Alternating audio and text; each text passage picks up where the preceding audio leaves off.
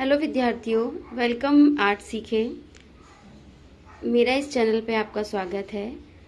और आज मैं आपके लिए लेकर आई हूँ कुछ बुक्स जो विद्यार्थी कमेंट करके पूछ रहे थे कि मैम कौन सी बुक्स हो जो मैं पढूं और जिससे मैं सफलता प्राप्त कर सकूं। तो यहाँ पर मैं कुछ बुक्स लेके आई हूँ आपको जो आपको पढ़नी है। जो हमारा ये जो पूरा सिलेबस है, जो इतनी जो बुक्स मैं दे रही हूँ वो सिलेबस सारा कंप्लीट करता है। ये सारा आपका सिलेबस कवर कर लेगा इन बुक्स पे। तो मैं थोड़ा सा ये आपको बुक्स बताने से पहले कुछ आप लोगों की क्वेश्चंस हैं, कुछ आपके कमेंट्स आ रहे हैं, उसका मैं जवाब देना चाहती हूँ। कि आप लोग कमेंट कर रहे हैं मैम कि टीजीटी पीजीटी के लिए कैसे तैयारी करूं, उसके लिए आप बताइए कि कहां से शुरुआत करूं, कैसे तैयारी करूं। तो मैं आपको डेफिनेटली बताना चाहती हूँ। इस वीडियो के थ्रू मैं थोड़ा सा आपको उस तैयारी के मोड़ पर ले जाना चाहती हूँ। ज़रा सा आपको बताना चाहती हूँ कि आपको किस तरह से तैयारी करनी है, किस तरह से तैयारी करनी है कि आप उस लेवल तक आ सकें, कि आप कॉन्फिडेंट फील करें कि हाँ मुझे तैयारी हो गई है और मैं पेपर देने के लिए तैयार हूँ।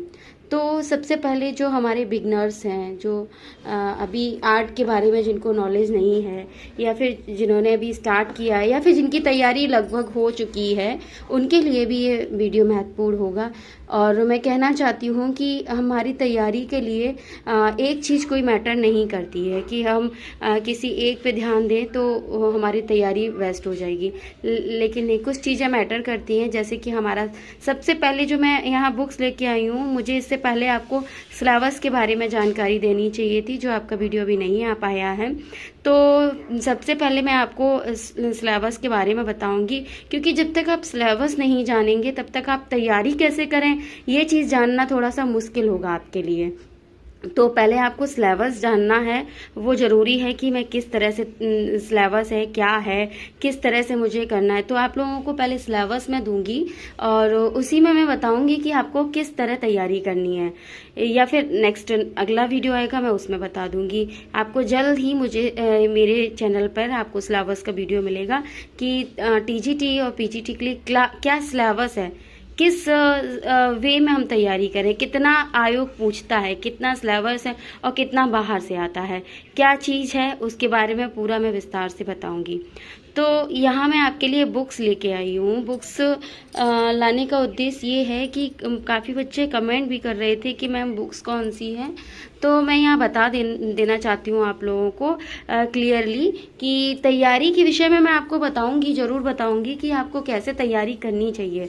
मैं थोड़ा सा अभी इतना बताना चाहूँगी यहाँ पर कि तैयारी आपको सिर्फ इतनी बुक्स नहीं कराएंगी कि आपने इतनी बुक्स पढ़ ली, जितना मैं यहाँ पे भी लिख रही हूँ, जितनी बुक्स आपने इतनी बुक्स पढ़ ली तो आपकी तैयारी हो गई। नहीं, आपको तैयारी के लिए ये बुक्स के साथ साथ आपको इतनी बुक्स नहीं, आपको बुक्स के साथ साथ आपको नोट्स बनाने हैं, नोट्स अपने कंप्लीट करने हैं, नोट्स को रिवाइज करना है बार बार।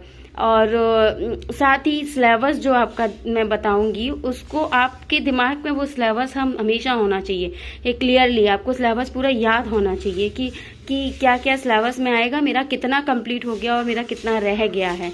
ठीक है ना। तो आप जब सिलेबस जो स्टार्टिंग होती है, जहाँ से शुरुआत होती है, आप वहाँ से स्टार्ट करेंगे, एक एक टॉपिक आपका कंप्लीट करेंगे और एक एक टॉपिक को रिवाइज करते रहेंगे डेली, तो आई होप आपकी तैयारी में चार चांद लगेंगे।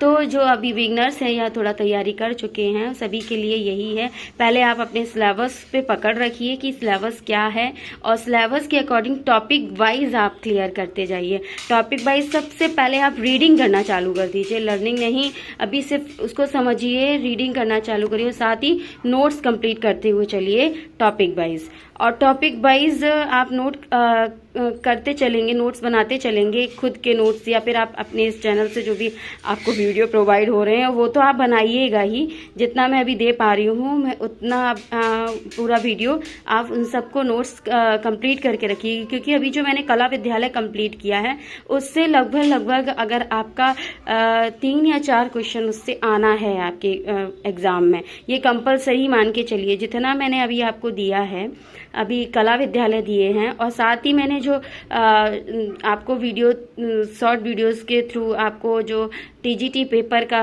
या बुक्स वगैरह के बारे में बताती जा रही हूँ, वो भी आप लोग नोट करते चलिएगा, क्योंकि आपका जो लास्ट ईयर का पेपर है वो बहुत हेल्पफुल होते हैं आपके लिए।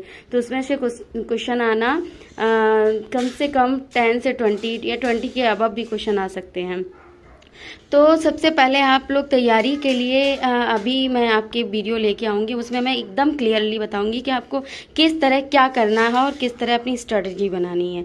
पहले मैं यहाँ पे चलिए आप इस टॉपिक पे आती हूँ। पहले मैं आपको बताती हूँ कि आपको बुक्स, जैसे कि आप लोग पूछ रहे थे कि मैम बुक्स कौन सी लूँ, ठीक है, बुक्स एक पढ़ना बहुत ज़रूरी होता है, क्योंकि जब तक आप बुक्स नहीं पढ़ेंगे तब तक आपका बेसिक क्लियर नहीं होगा, और जब बेसिक क्लियर नहीं होगा तो माइंड में काफ़ी चीज़ें इधर उधर हो जाएंगी, आपका एकदम क्लियरली नहीं रहेगी और आपकी तैयारी ठीक दिशा में नहीं जाएगी। तो सबसे पहले मैं आपको बताना चाहती हूँ कि यहाँ पे जो बुक्स हैं टीजीटी पीजीटी के लिए, सबसे पहले बेसिक के लिए आपको भारतीय चित्रकला, आप लोग नोट कर लीजिएगा या स्क्रीनशॉट ले लीजिएगा। ये सबसे पहले जो फर्स्ट बुक है भारतीय चित्रकला एवं मूर्ति कला का इतिहास, डॉक्टर रीता प्रताप। ये सभी के पास, जो भी कला की तैयारी करते हैं सभी के पास ये बुक होनी चाहिए। इस बुक को क्योंकि ये बुक्स थोड़ा आपका जो बेसिक है वो क्लियर करती है, तो ये इसकी आपको रीडिंग करनी चाहिए।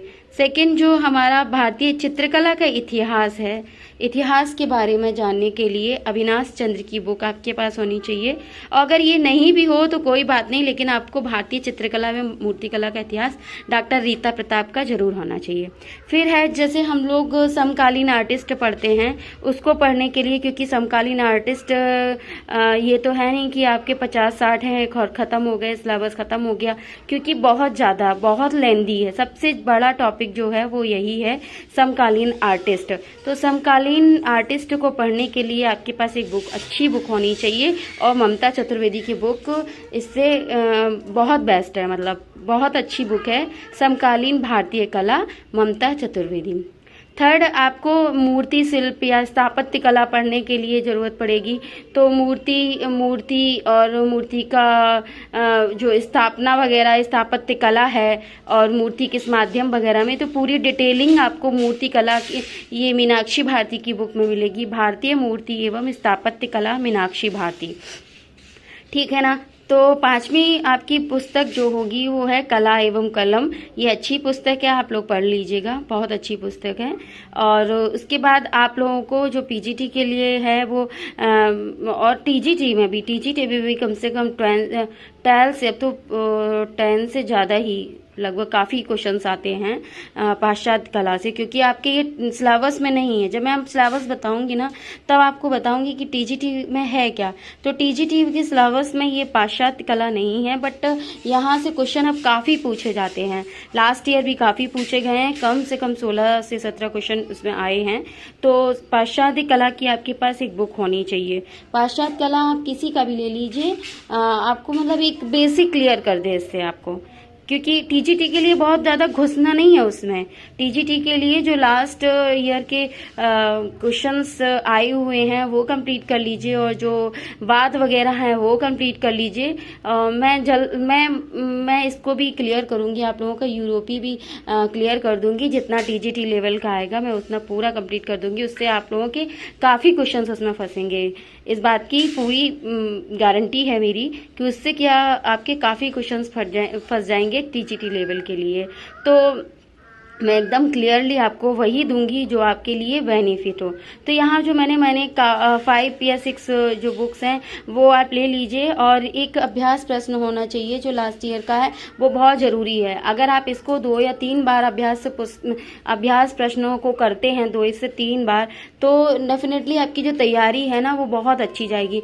इससे क्या होगा ना कि आप अगर बेसिक पढ़ते हैं, एक ठीक है, रीता प्रताप पढ़ते हैं, मूर्तिकला इतिहास जो है भारतीय, ये आप पढ़ ही रहे हैं, साथ में अगर आप अभ्यास प्रश्न उस टॉपिक के अकॉर्डिंग कर रहे हैं या फिर टॉपिक के आगे भी आप कर रहे हैं, तो वो उसमें क्या होता है ना कि क्लियरली समझा देते हैं, तो आपको उससे बहुत बेनिफिट मिलेगा। मैं भी अपने चैनल पे डाल रही हूँ घटना चक्र का रिवीजन के लिए, तो वो आप लोग वो जरूर देखिएगा, क्योंकि उससे भी काफ़ी काफ़ी क्वेश्चंस आपके क्लियर होंगे और टॉपिक भी आपका क्लियर होगा।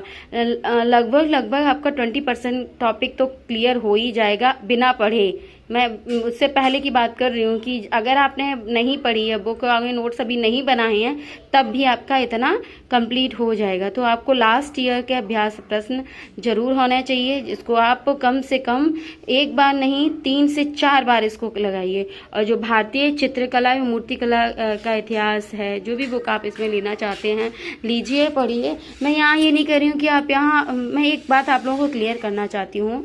आप लोगों को एक एकदम सही से आपके दिमाग में ये होना चाहिए कि बहुत सारी बुक्स लेने से, मेरी बात ध्यान से सुनिएगा आप लोग, कि बहुत सारी बुक्स लेने से या बहुत सारी बुक्स को मैंने कुछ पढ़ने से, पढ़ने का मतलब इन द सेंस ये है कि आप अब वैकेंसी देखिए आ गई है, सीट्स इतनी ज़्यादा नहीं है, फाइट बहुत ज़्यादा है, तो आपको क्या करना है, यहाँ पर आपको वो चीज़ करनी है जो आपको एकदम शॉर्ट हो।